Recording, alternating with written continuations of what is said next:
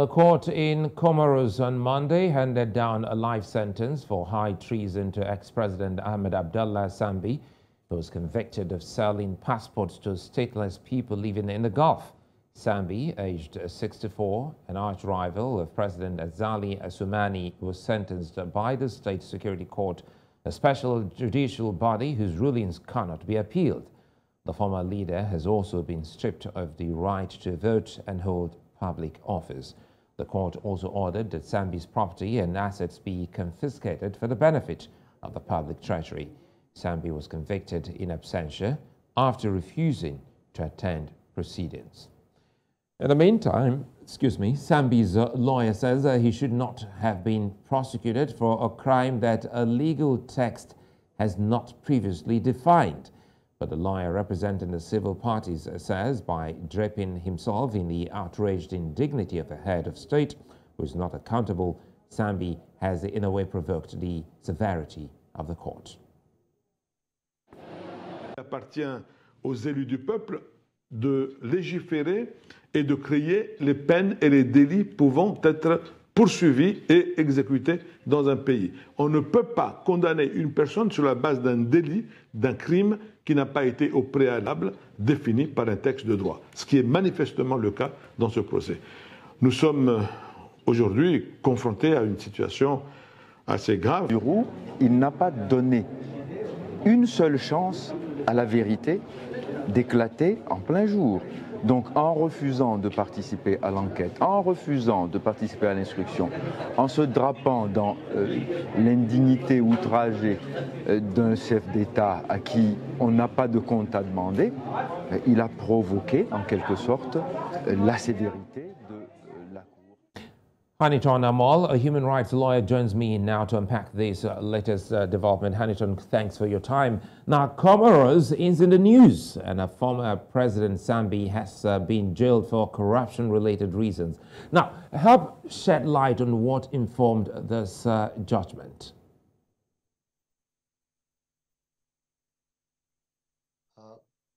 We have to accept that really there's nobody who is above the law, and when we see former leaders, especially at president level, being handed such kind of sentence, then the first thing that comes to mind is that probably Africa is coming of age and that there's nobody who is above the law. But I have to say that I'm a bit taken aback by the entire circumstances of the trial of President Sambi, including the fact that prior to the conviction that has happened today, he was, already subjected to detention under house arrest. He was then subjected to trial for corruption. Then this was upgraded to what is called high treason.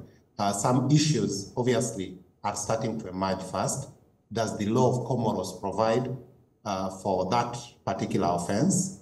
If it does, then well and good, then the president, the next question would be, has he been subjected to fair trial? We shouldn't forget that Comoros is a member of the African Union, is also a state party to the African Charter on Human and People's Rights, and specifically Article 7 of that charter, which is echoed in the Constitution of the Comoros 2018, provides for right to fair trial, including the right to be subjected to a form of trial that guarantees impartiality. That starts with the tribunal. Remember, President Sambi has been subjected to a trial sort of by a court-martial. So questions will be asked whether he was a military personnel to be subjected to a state special security court, whether a trial that does not guarantee a right of appeal upon conviction is a fair trial, and whether that kind of trial contravenes Article 7. The basis of the trial will be a challenge, but the crimes themselves obviously are going to be debated. How? Amol, let me jump in here. Apologies.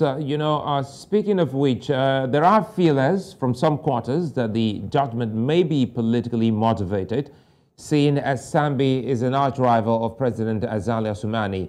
Have you been able to glean anything from this so far?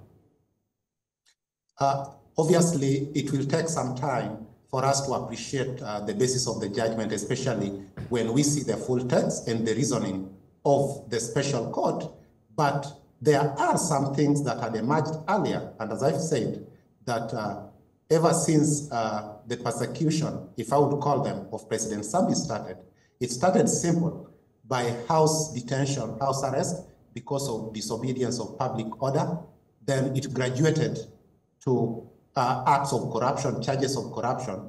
Then they graduated to high treason. So the question is, were the prosecutors, did they have a script? Did they know exactly what they were charging? If they wanted to charge for treason, why did they begin with that in the first case? Why did they have to guess and keep on altering the charges as they moved? Secondly, one of the co-accused of President Sambi had alleged that he was under intense pressure by operatives of President Azali to implicate President Sambi in the crimes related to sale of Comoros citizenship, which are the basis of the charges today. So if those allegations hold water, then one of the things that we would have expected before handing over this kind of sentence would be to do a thorough impartial investigation so that we ensure that justice and due process in Comoros is not subjected to sort of theater of absurd, and it's not subjected to political interference. Now you now you speak again. Apologies, cutting you there. Now you speak of justice. Let's remind our viewers that the former president had spent 4 years behind bars before he faced this particular trial, which is far exceeding the maximum of 8 months. Now, Amol, do you think former President Sambi was granted sufficient representation in the whole trial?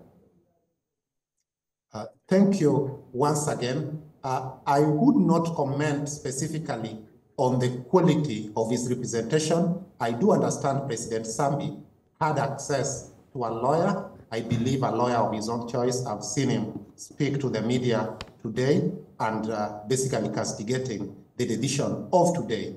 But fair trial goes beyond just having access to legal representation.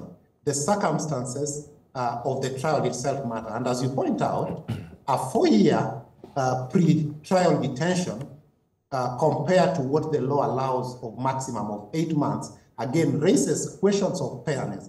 That was President Sambi granted equal protection of law as guaranteed by the Constitution of Comoros and the UN Charter, and even the UN principles on human rights, as well as the AU Charter on Human and People's Rights?